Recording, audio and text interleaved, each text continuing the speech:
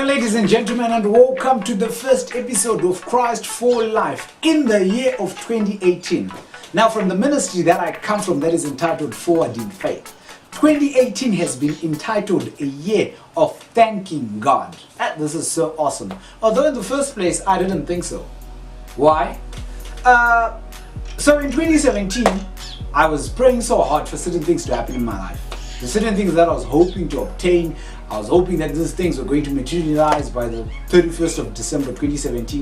And unfortunately, didn't happen. And now I get into 2018 and I'm being told that it is a year of thanking God.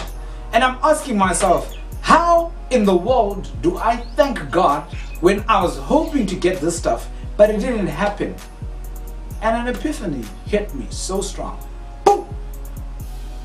That the problem that I've been having till today is I've been focusing on the stuff that I want, such that I haven't seen the other stuff that God has done for me. It's because I have placed my focus on one thing and I have eroded certain things.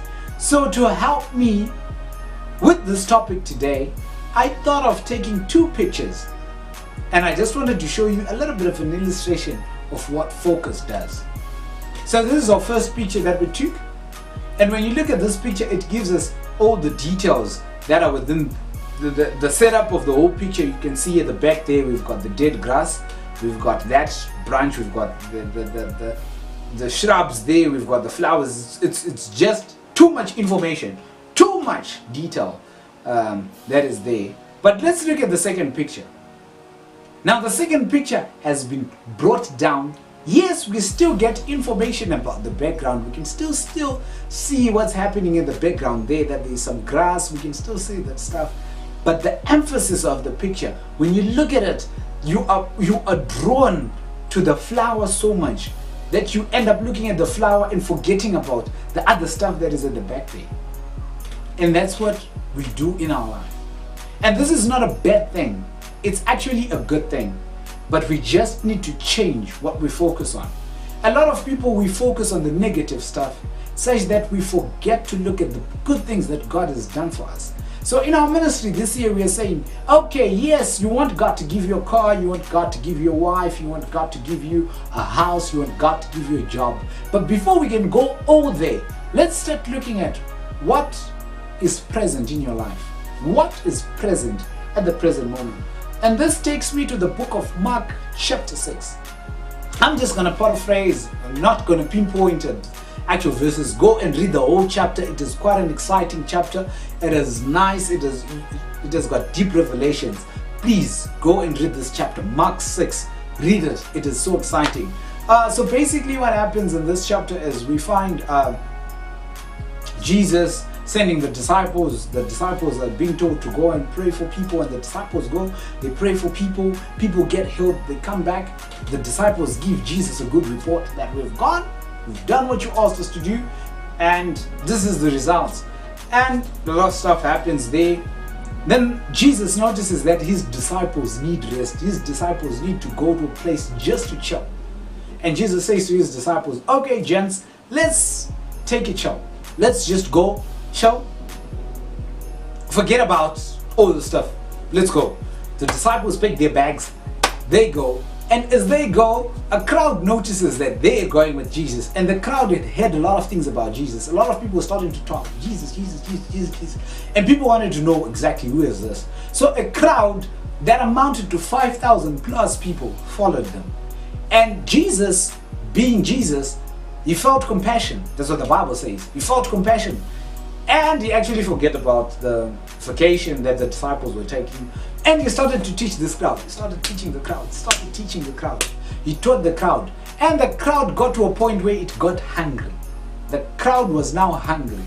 And the disciples, the Bible tells us that the disciples came to Jesus to say, send these people away. I believe the crowd started nagging the disciples to say, man, we're hungry, we need food. And the disciples go to Jesus.